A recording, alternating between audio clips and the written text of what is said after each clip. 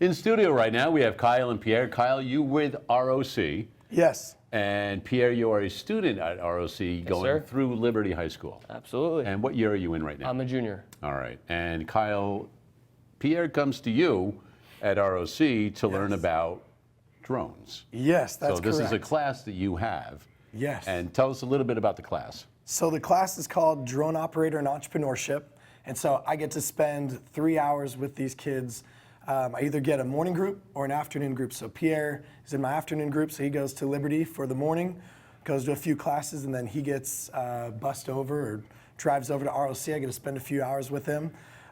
We get to fly drones. We get to get our drone licenses. We get to dive into everything drones, and it is an awesome program to get to teach. So Pierre, why did this interest you? What drew you to this? I would say this interested me because I want to get into like aviation when I'm older. So like a pilot, and this was like the first step into going there.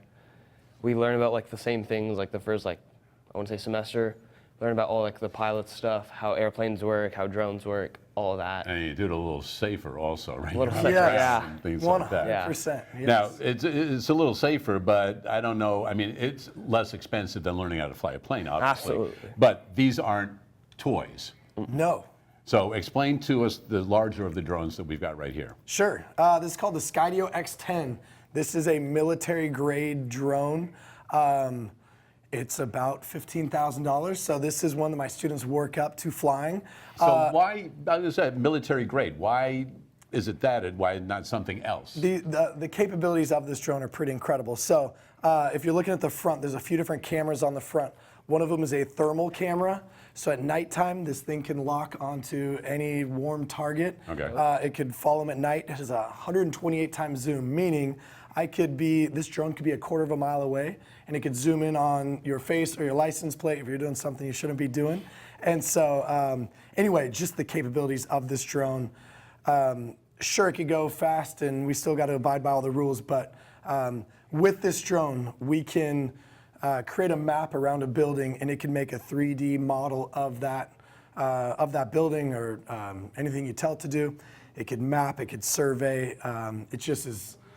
Okay, yeah, so I think the first video we're going to drones. look at right now is just this drone in action at the County Superintendent of Schools office. Oh, yes. So explain to us what's going on here. Obviously, Pierre, you're flying this now, right? I am. We put it into something called scanning mode, and that just looks at its like surroundings, and it like flies up to a certain altitude, and then on the screen itself, it'll prompt you to what to do and how to do it first. Okay.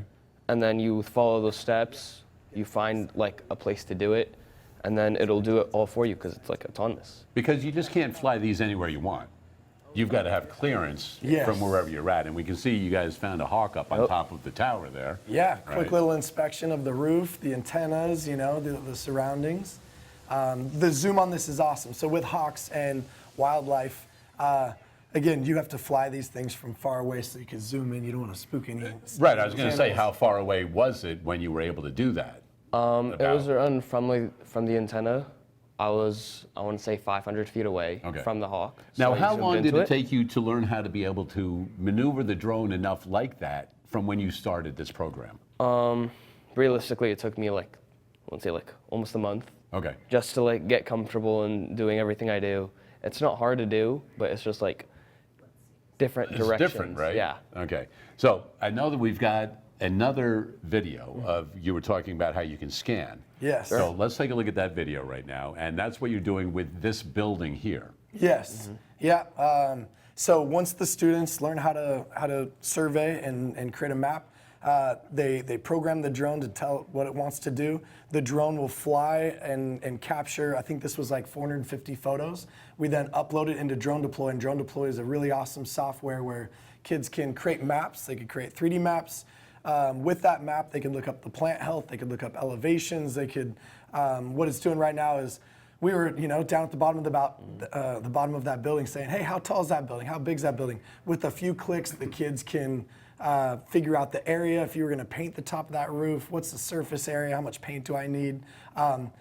It is an awesome informational tool that can, provide a company with a lot of good data. Well, I was going to say, a lot of these things are in the margins also, so they're measuring these things and giving you that information right away. Yes, Yeah. rather than sending someone up to the top with a measuring tape,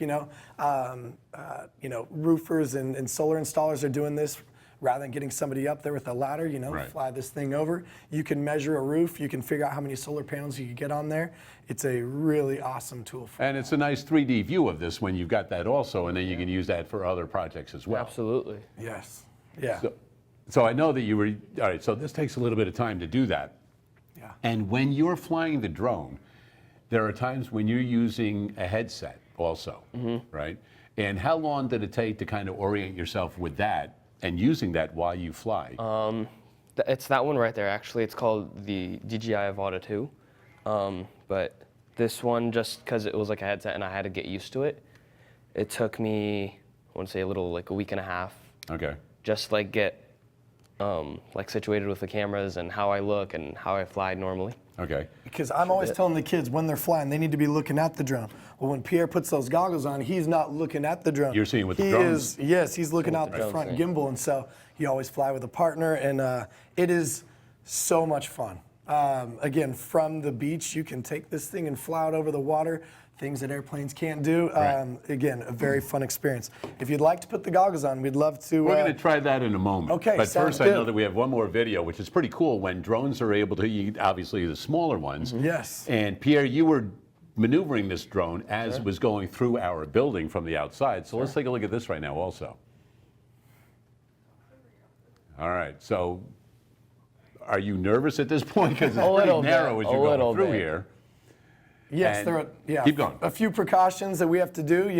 Again, when you're doing something like this, you want to make sure that the drone doesn't lose connection, because the cool thing about these drones, if they do lose connection, they'll fly right back to where you took off. But if you're inside a building, where's it going to go? It wants It's just to go gonna up. drop, right? Yes, Yeah. and Okay. so it took a little bit of maneuvering, but Pierre did an awesome job flying through here and right back into the studio, which is pretty cool. That is pretty cool, and here Yeah. we are right now. So it's like, hey, we just showed up, and here it is right there. Yeah. So as far as that drone goes, Yes. tell us a little bit more about that and kind of the cost on something like that. Okay, it's about a $1,500 drone. Because it has guards around the propellers, this is a good indoor flying drone. So real estate agents are using these to fly through properties. Again, it'll just bounce off walls. Okay. You wouldn't want to fly this thing necessarily But indoors. ideally, you don't want it bouncing off walls either, Yeah. right? No, of course not. But since you're looking through the front, I think it's really fun for inspections, because you are right up there. You can fly this thing up on top, and you're able to control that front gimbal. And so this thing can go almost anywhere, which is scary for a teacher with 30 kids wanting to fly this drone, all sorts of places around the campus. Yeah. So, So Pierre's in this class now, and how long have you been in the class? Around 3 months now. And how long does the class last? Lasts the entire school year. Okay. So from beginning of the regular. And at the end of to the school year, you are then licensed? We get licensed. Actually, it's around this month. We've been studying for the last 2 months. Okay. And that's for a Part 107 license.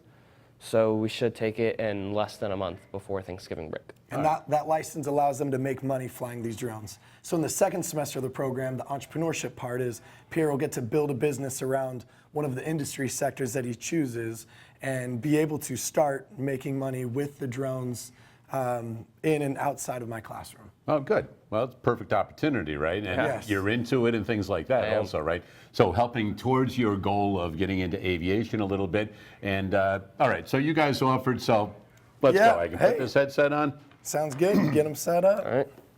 And so, Want to yeah, put it you'll on? be looking, when you put it on, you'll All be right. looking through Is it this tight?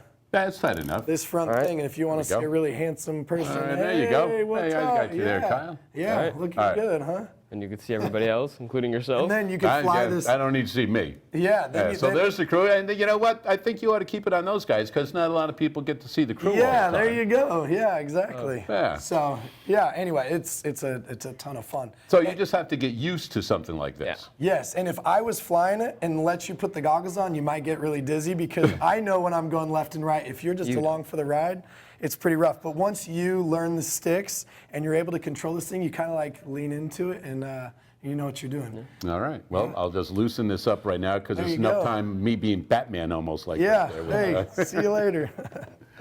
So, if students are like Pierre and they're like, hey, you know what, this sounds pretty cool, I might want to do something like that, or other things at ROC, where can they go to find out a little bit more? There's a ton of information online about the program at ROC and CTEC's website. My students also do a lot of social media. They can follow us online at the drone. Anyway, I think it's called, roc.drone.com, I think. Okay, and a student has to be in high school. Yes, juniors and seniors in high school. They spend, half the day with me, half the day at their normal high school, and the best experience for high school kids. I come from a different high school campus. I taught at Miramonte for 8 years before this, but Pierre is in a classroom with kids all over Kern County. So he's only been at Liberty, but now he gets to meet kids from all over that have the same passion. Beneficial right there. Yes. Well, you know what, a great class. I'm sure you're going to have a lot more students coming as this thing grows. Yes. And Pierre, congratulations on Thank getting in you. that class and getting licensed very soon. All right. Kyle, That's thank right. you for Thank you so sharing much. some information with us. We'll be back with more right after this.